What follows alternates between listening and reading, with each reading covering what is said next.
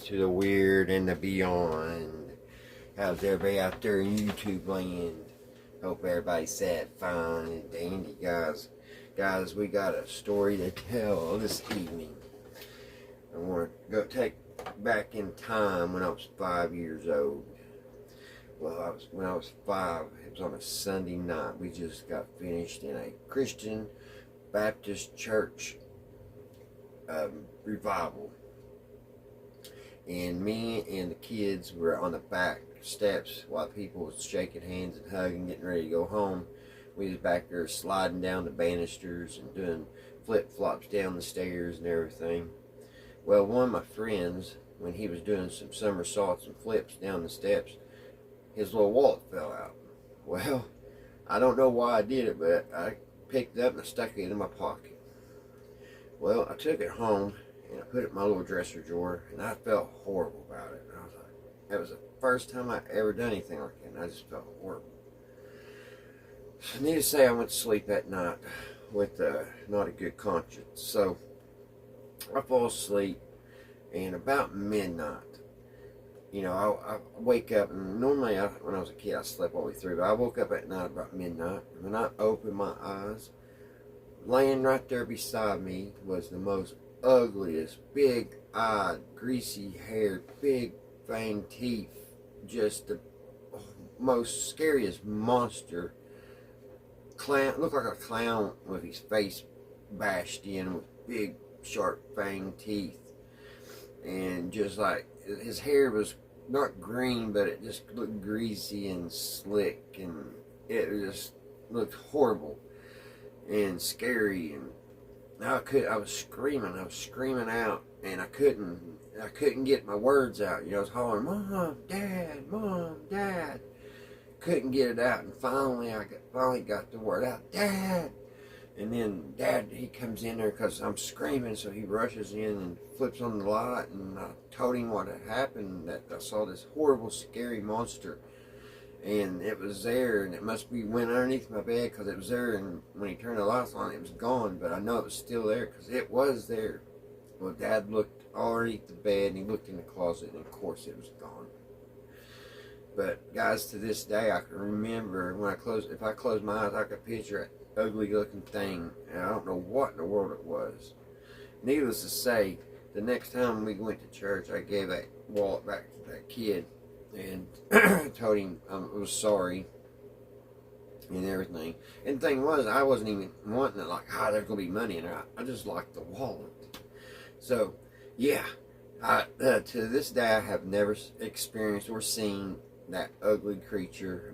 So, knock on wood, I hope I never do ever again. But we're going to kind of leads into what our topic's going to be at night, guys. It's we're going to be talking about the Old Hag syndrome. If any of you guys never heard of that, it's this thing like when you go to sleep and you wake up, and you'll either see this old hag looking woman down at the foot of your bed looking at, just staring at you, and she's like really scary looking and just horrible.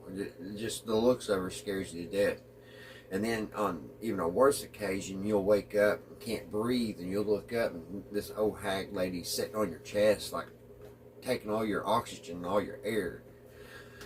And then, I don't know if anybody's ever died from the old hag syndrome. I haven't never heard, but it really scares people to death. And it's happened to a lot of people, the old hag syndrome. And it's weird because, you know, I think what I saw was like her son or her brother or something. I don't know what it was, but I think it was linked to it, and it was just horrifying. But that's what we're going to be looking at. Try to find some videos on tonight, guys, and try to dig deeper into the old hag syndrome. So if this type of thing interests you, come with me, guys. Get you a pop, get you your candy bar, sit down, kick them shoes off, and let's watch a couple videos here and see if we can maybe figure out a little bit more about this horrifying old hag. Alright, guys.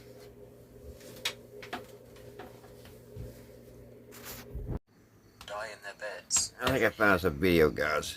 We often passing away peacefully in their sleep.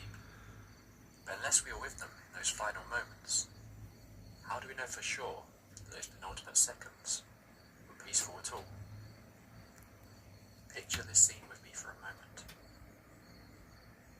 You're lost, running through a field, all alone. There were people with you a moment ago. Who was it? Can't remember. But you know there were others. But still, now you are all by yourself. No. Wait. There's someone there. In the distance. That was a shadow. You speed up, running towards the figure at the far end of the field.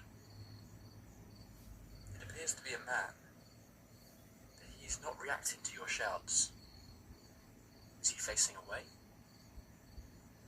You can't see his face, just darkness. Get closer. Still, he doesn't react. That's when it hits you. The feeling that something isn't right. This isn't a man at all. This is something other. As you slowly approach, you realise why you couldn't recognise a face.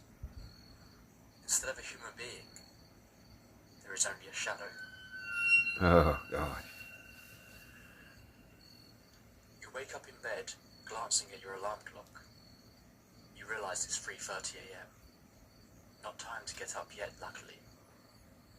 The dream has left you shaken. It takes you a moment to notice that not all is right. You may be back in the real world, but something is off. You feel that sucking sensation of dread in the pit of your stomach. It is at this moment you realise you can't move. Panic instantly grips you. You are paralysed. Your mind begins racing. What is happening? All you can move are your eyes. And that's when you catch sight of it, in the periphery of your vision. Is it the shadow from your dream? Your eyes begin to focus as the shadow takes a step forward. No, this isn't the shadow. You can start to make out features. It's shorter. It looks kind of human. The figure steps out of the darkness, stands at the foot of your bed. You can't fully make out all the details in the darkness of your room, but you can see her clearly enough now.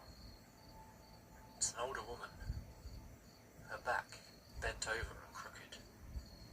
She's staring God, at you, God. smiling, but not a pleasant smile. Not one that fills you with love. This smile sends a shiver down your spine.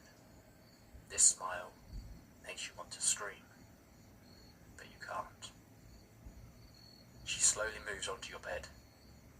You are trying to muster up every ounce of energy you have to move, but nothing will happen.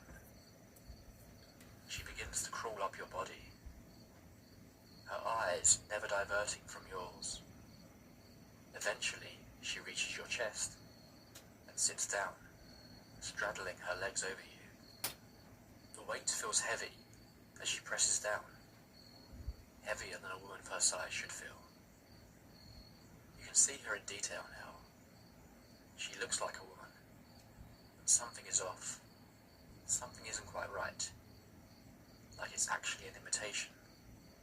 A copy that just has the slightest error, making it stand out from the real thing. That's when, with the grin still on her face, she places her hands around your neck. That's when she starts to strangle you. Oh, God. If you're lucky, you'll notice that you're able to move. It might just be your fingertips or your foot, but life appears to be coming back to your body. If this is the case, the woman will slowly fade out of existence before your eyes, leaving you shaken, but alive. You have just met the Old Hag.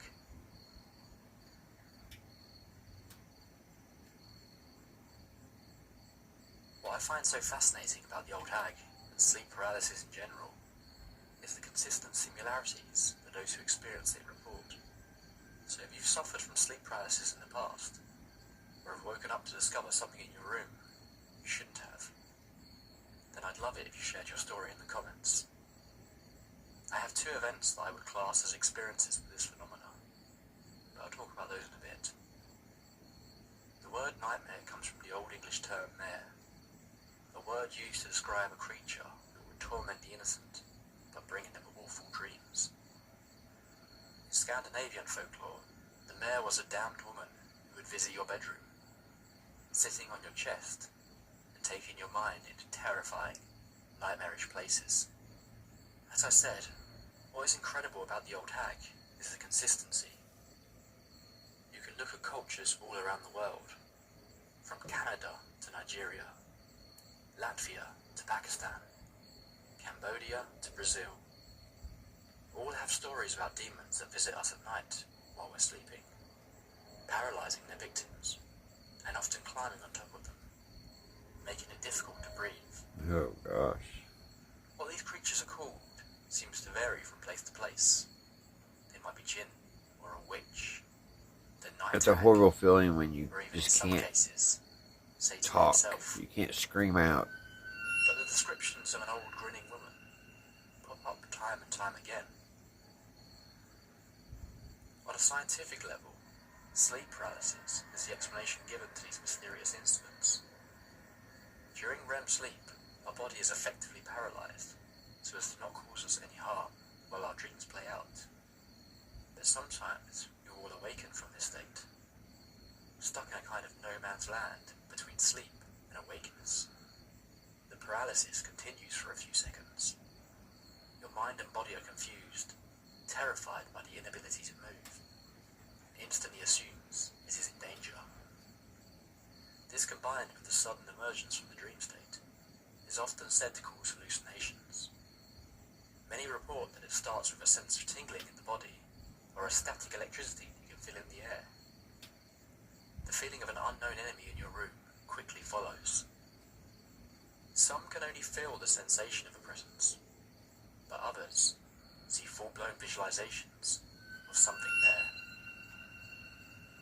Our mind is effectively slipping in and out of different states of consciousness, twisting what we think of as reality. It's fascinating that what we think of as the real world can be so malleable by our brains. I've experienced sleep paralysis multiple times in my life, but only 2 have been accompanied by what I believe to be hallucinations. The first time, I opened my eyes to see a red square lit up and floating around the room in the darkness, before slowly fading out of existence. This incident left me feeling odd and confused, but obviously was not a particularly scary experience. The second time, though, was much more intense. That time, when I opened my eyes, I don't think I was immediately aware that I was paralyzed. It felt much more like I was being held down, and what I saw was there the instant I opened my eyes. It was a figure, sat on top of my abdomen, looking down at me. I struggled to put into Oh words what it gosh. looked like. It was almost like it was made up of lots of smaller apparitions, hundreds of small white smoke-like objects, all joined together to form an almost humanoid-like shape. Where its eyes should be were just 2 holes in the smoke's fall, but beyond them was darkness. A darkness that felt like the pure absence of light. While the room itself was dark, it didn't compare to these 2 small areas of pure, full blackness. Its body was wide and rounded, but its head almost came into a tip at the top. I must have only looked at it for a fraction of a second before it reacted. The hundreds of tiny wisps that made up this vision started to vibrate instantly. It's hard to explain, but I got the feeling of anger from it, like I wasn't supposed to wake up while it was doing whatever it was doing. The entity shook violently as it quickly faded away. I could move again now the pressure was off my chest. asleep. It was 3:30 a.m. I laid there in bed for the next few hours. Yeah, that's weird. It's like I said in my story, it's like 3 o'clock in the morning. May simply have been a sleep paralysis-induced hallucination. But still, I'm pleased I've never seen it again. I wanted to bring up my personal experiences because I thought the difference between the two was interesting. One appears to be a simple trick of the mind or the eyes, whereas the other felt so much more vivid and visceral. Is this just because the hallucination of the second was much scarier, and therefore produced a stronger emotional response? While I didn't experience the common description of the Old Hag, the behaviour was very similar. I thought my experience with the smoke entity, for lack of a better name, was something outside of the normal visions for this phenomenon. But as I've researched further, I've discovered more and more reports of shapeless forms, or apparitions that don't seem to be solid. But more disturbing, the black holes where the creature's eyes should be. This description, Yeah, it's something about those eyes, man. So many reported experiences. That's what I remember the most. I do have a third story from my childhood that, on reflection, has a potential connection to this phenomenon. But that didn't feature the hag. This was a number of figures. So I think I'll save that story for when we talk about the shadow people. And in a state of vulnerability is interesting. It feels like, much like reports of UFOs, the appearance of these nighttime visitors should change as culture and societal fears do.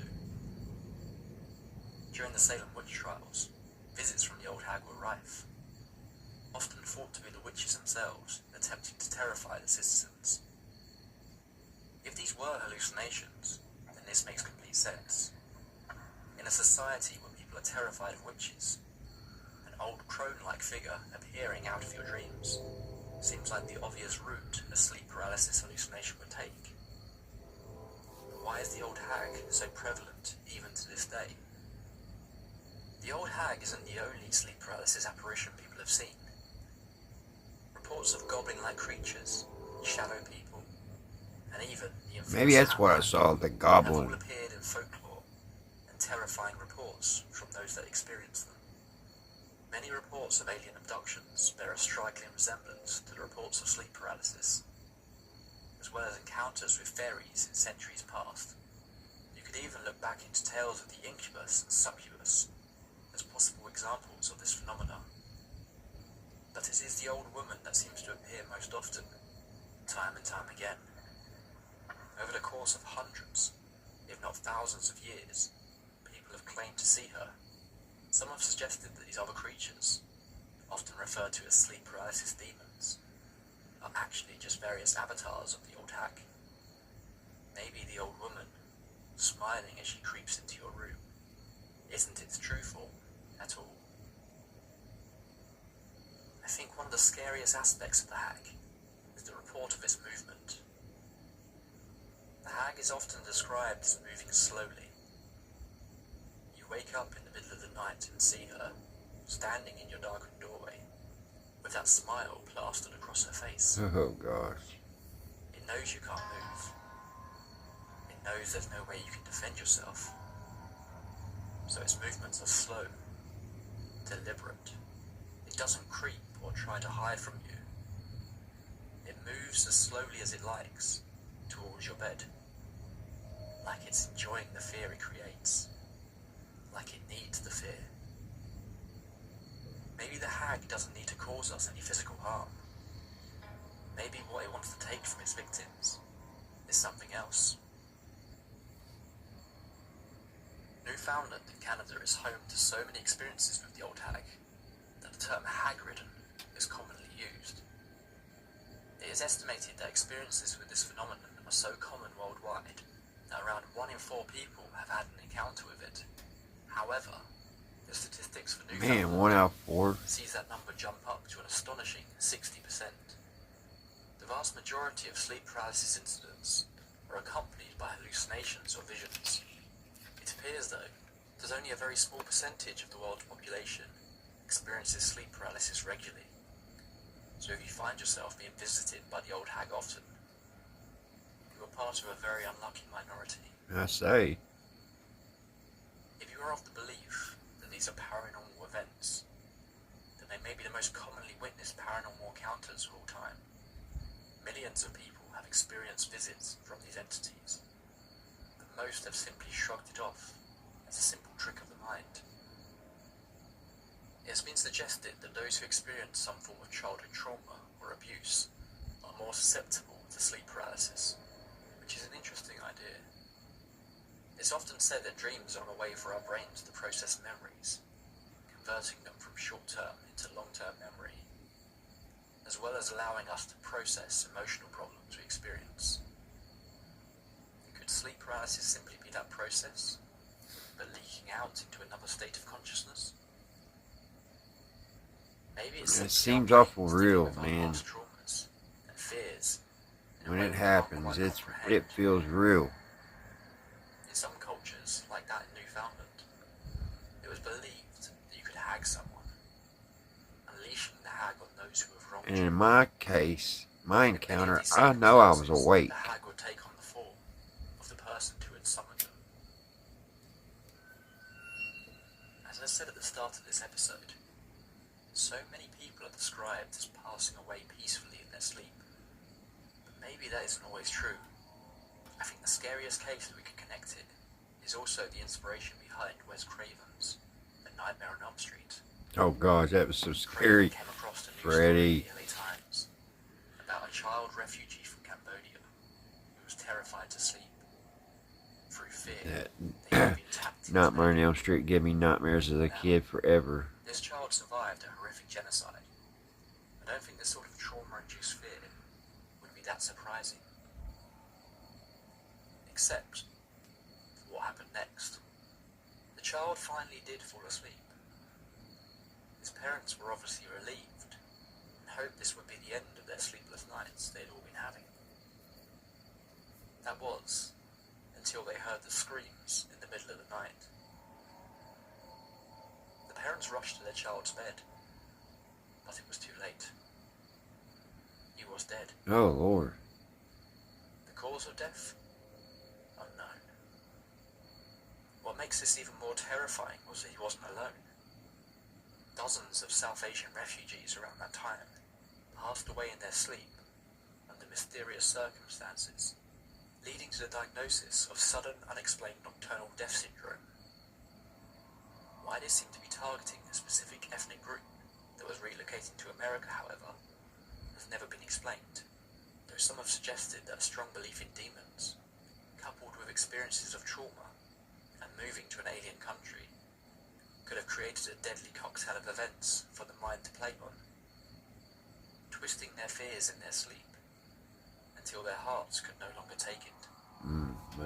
Man. I'm not sure what idea is scarier, that this is a paranormal entity coming into our rooms at night and tormenting us, or that our brain is capable of scaring us to such a level that we instantly die. The organ that we most identify as ourselves, turning against its own body. People in Germany were known to recite this prayer before sleep, to warn off the demons that the night could invite in. Here I am, laying down to sleep. No nightmare shall plague me, until they have swum through all the waters, and flow upon the earth, counted all the stars that appear in the firmament. Thus help me God, Father, Son, and Holy Ghost. Amen. Maybe, just for tonight, it might be worth giving it a try. Unless that is, you are curious enough to let the night hag come and visit you. No. I'll be saying that prayer. If you've enjoyed this episode of the Tape Library, you can... Alrighty, guys. That was from the YouTube channel, the Tape Library. So, we'll give them a shout out for helping us out for a video tonight. I want to thank everybody out there Thank all my subscribers. Thank you guys so much. You didn't have to, but you did. You subscribed. Thank y'all so much. Y'all make me so happy. So until the next one, guys, you guys stay safe and keep those fingers and them toes off the floor and underneath the covers at night. And when you turn the lights out, always look around and make sure the old hag ain't in the corner. Oh gosh. Oh, we were inside that prayer tonight, guys. Until the next one. Bye, guys.